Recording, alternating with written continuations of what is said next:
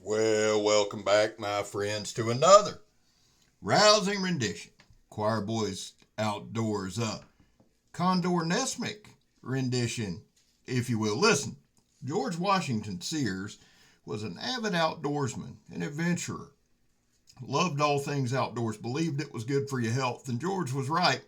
He wrote for Forest and Stream in the 1880s, and if I'm not mistaken, he was a smaller guy, but he traveled all over writing outdoor articles. Now, you may not know who George Washington Sears was, but he wrote under the pen name Nessmuck.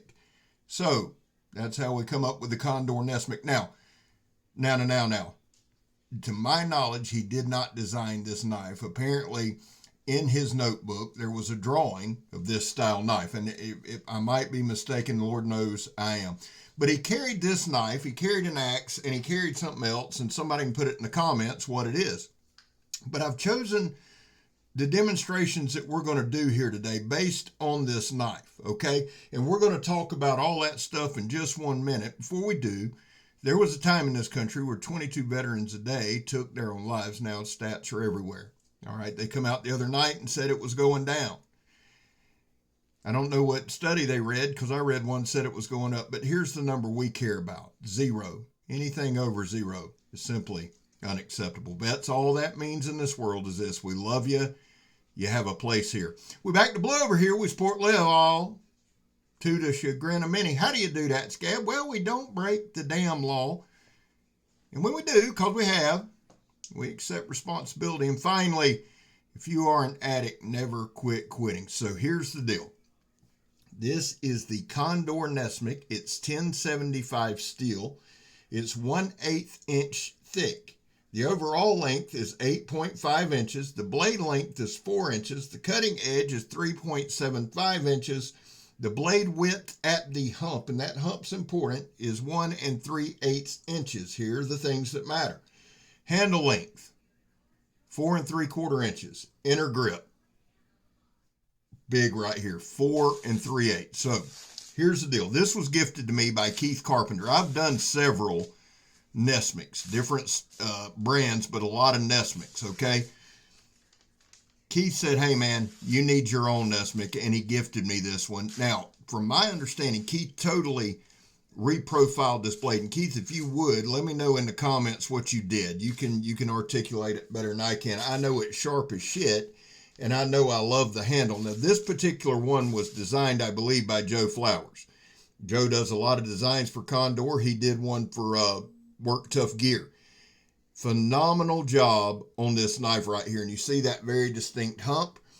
Guys, I wanted to use the Buck 110. Most people either have this knife, knowledge of this knife, or a case, or an old timer, something that's this size. So you get a good idea there of the size of the knife. Fits very well in hand. And again, 4 3/8, guys, it will absolutely fit any hand on this planet. Now, let me say this.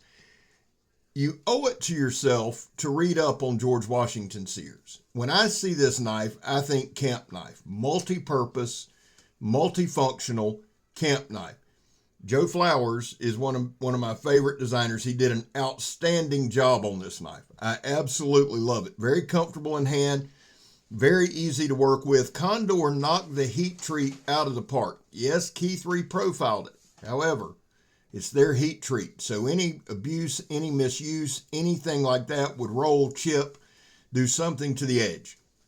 Spoiler alert, no edge damage. And I was extremely proud of that, and you're going to see why in just a little bit. But if you haven't read on George Washington Sears and you're an outdoorsman, you need to do so. You really do. I'm going to start a couple books on him coming up soon. I find the guy fascinating. Now, you need to be able to strike a ferro rod, all right? If you're an outdoorsman or whatever, I get asked two things a lot. Scab, is it easy to sharpen? Will it strike a ferro rod? Guys want to know. A lot of outdoorsmen want to know. Well, it's 1075 steel. So it's a carbon steel, so it's going to be easy to sharpen. You just seen it spark a ferro rod there. Now, here's the deal. Here's the dealio. We're doing the Donnie B all day. Throw it at the stump test right there. Just a couple quick downward throws. You've seen the balance point on it. I'm going to show you the blade throughout, okay? Because anytime you talk about reprofiling an edge, you're going to thin it out some, and we did. So what I wanted to show you guys was how it stood up, and I just wanted to run through a series of demonstrations that we always do. We always do this stuff. Why? So you can see how the knife functions in a novice's hands, and I'm not being smart there. I just want you to know, with my skill set, if I can make it hum, which this knife can hum, imagine what you can do with yours. And I'm not being, again, well, I am kind of being smart, because some of y'all act like you damn Daniel Boone or like your Nessmuck. But that's neither here nor there. Old Scabbard just kind of venting. The thing that I love about this knife is it's the handle. I love the whole damn thing. I love the edge. I love the shape, but I love the handle. It's comfortable in hand. I don't have to adjust my grip. Keith, man, thank you so much. It comes with a beautiful leather sheath. You see the Condor emblem on the front, El Salvador on the back. Them El Salvadorians can make them a sheath, son, and a knife. I love Condor. I love their machetes. I really, really do. I love a lot of their knives, too. This one is rapidly becoming one of my favorites, though. Just easy to work with. Now, I am of the personal belief that everybody needs a Nessmuck in their collection. You say, Scab, I don't like the style. I understand that. Still need one in your collection. It's a great all-around knife, and it'll test your skills and your skill set. It really, really will. Is it hard to operate? No, it's actually, in fact, it's very, very easy to operate. Let me back up a little bit and tell you why I chose to do the PB&J. One is that hump on the back. All right, guys back in the 1880s, they ate a lot of stuff out of jars, out of tins, out of whatever, and they needed to be able to scrape it. That hump does an amazing job doing that. And then, of course, the smoked summer sausage. A lot of the meats back then, if you were on the trail, they had a lot of smoked meats that they took with them, jerky-style stuff. So I wanted to just kind of show that, some modern things. I do this particular demonstration. I'm going to do this until I'm dead. It's 2-inch ratchet strap, heavy gauge. Every guy knows about toe strap, ratchet strap, whatever. You've worked with it. You know how tough this is. Why do I use it? Well, again, I keep everything the same, but I like to use it, and you can transpose that over to skinning. I don't know that there's many hides in North America that's going to be tougher than that ratchet strap. I'm sure somebody will name a couple. I'm just saying. So it does a great job, okay? The knife does a phenomenal job. Here's that polypropylene rope that I hate. The thing again, guys, it's a full tang. The beautiful thing is this, it's only 1/8 inch thick, so it's not heavy at all. And we showed you the balance point. I like doing that. I like giving you a comparison. It's not a huge knife, but it fits like a huge knife.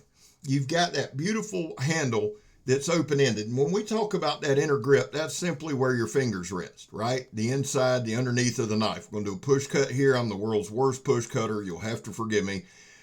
And I actually put the sheath on. A lot of times in these, I'll just tuck them in my belt, but the sheath rides perfect for me. I've got shorter arms, so it rides higher. If you are a taller guy, longer arm guy, you might want to add like a dangler to it, but for me, it's perfect. Now, right here, we beat the hell out of it, to be honest with you. That piece, that's a little piece of hardwood, broke the baton there. I didn't pick up the right one. Now, this is only a 4-inch blade. Okay, and we decided to baton through it. Now, this is a tough, I'm just going to be quiet and see if you can hear it.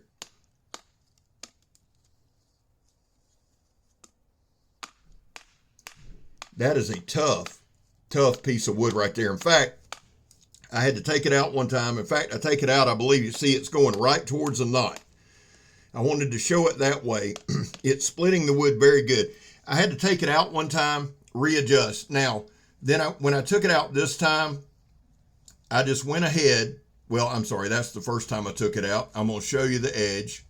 No edge damage. We went right through that knot. You've seen that. We're going to start again, guys. And this might have been a little bit too big, but I wanted it to punch over its weight a little bit. So we just push it right back down where it was at. Now, this time when I get it stuck, because I'm a dumbass and I do the same thing over and over, I'm going to swap it up, flip it upside down, and go from that end. What basically was happening is I was hitting, I was pulling. I'm also the world's worst batoner.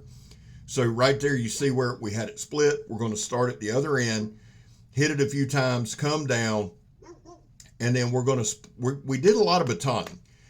This particular piece of wood was full of knots. I wanted to baton through it. I wanted to see if the edge chipped, rolled, any damage. It held up great, guys. You've seen us just go through that knot. But the edge held up very, very well. And you say, well, Scab, Keith reprofiled it. Yes, he did. Yes, he did. In fact, he did. However, this is a matter of heat treat, in my opinion, okay?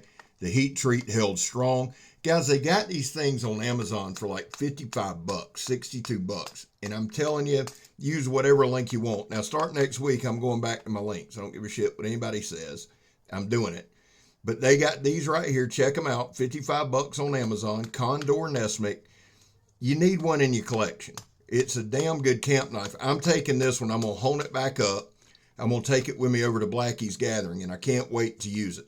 Now, the other thing that I like to do throughout a demonstration, simply this. Now, I did that on camera on purpose. Just showed you I didn't see anything, but I wanted to show you doing a finger rub test. There's no edge damage, no nicks, no nothing. And then right here, we're just going to make some spears, punji sticks for the neighborhood kids. Y'all know how we do. Everybody loves to come to Uncle Scab's house and grab them a spear or punji. You know, it's just that kind of thing. It's the way we roll around here. You got a good look right there. Now, we got about 2 minutes left on this video. Guys, what I tried to do is the same thing I always try to do with my outside reviews. All right, I try to give you as much cutting as I can give you in one video. We kind of take out the walking around, talking, that type of thing. Now, I've got me a microphone, or Meg's got a microphone, and a different way of doing it. So you're going to see some different style things. But for me, this is the best way. Try to cut out the bullshit, just show you the action, show you how it holds up, show you how it performs. Now, I wanted to do the John Peters stab test. John, if you're watching, buddy, I hadn't heard from you in a while. I hope you're okay. The thing again about the handle, and I'll go back to it. I'm a handle guy. The thing about the handle, now, let me say this in full disclosure. You've seen it compared to that Buck 110. It's not a huge handle, but to me, it's got enough circumference that I can get a good grip. I put my thumb on the back. We don't go crazy on these stab tests. I just don't. Really, no slip at all. Okay? None. You've got a little guard there to catch you if it does, but that was never a worry, never an issue. There was no jarring, no hot spots in the handle, no slippage in the handle. The handle stayed on. There was no, after all the banging and clanging, it was on there solid. Now, again, we're going to do some slicing. We'll end up with our paper cutting. Overall thoughts on the knife. 1, I love a Nessmuck. 2, I love a really well-designed Nessmuck. And again, Joe, you did a fantastic job on the design. I love the way it fits. I think, to me, it's a perfect camp knife. It's just a hair big, or I'd get me a Kydex sheath and make it a pocket fixed blade. But it's right there at that cusp. It's a belt knife that you don't feel, and you owe it to yourself, guys. You say, Scab, I don't like that style. That's okay. There you see it riding right there. You see I'm dirty. I'm sorry. I'm really not. I work for a living. That's a nuance, I know, but I do work for a living. Rides well on the thing. You need to get it and check it out. When I first started doing this channel, I wouldn't have went near a Nessmuck. Now, I absolutely adore them. Keith, again, brother, thank you so much for the gift. You can see it's got a pretty good edge on it still. I'll hone it up. It'll be razor sharp. Remember this, guys. I love y'all. God knows I do. But this is more important. I'm Scab. You're not. And I'm gone, son.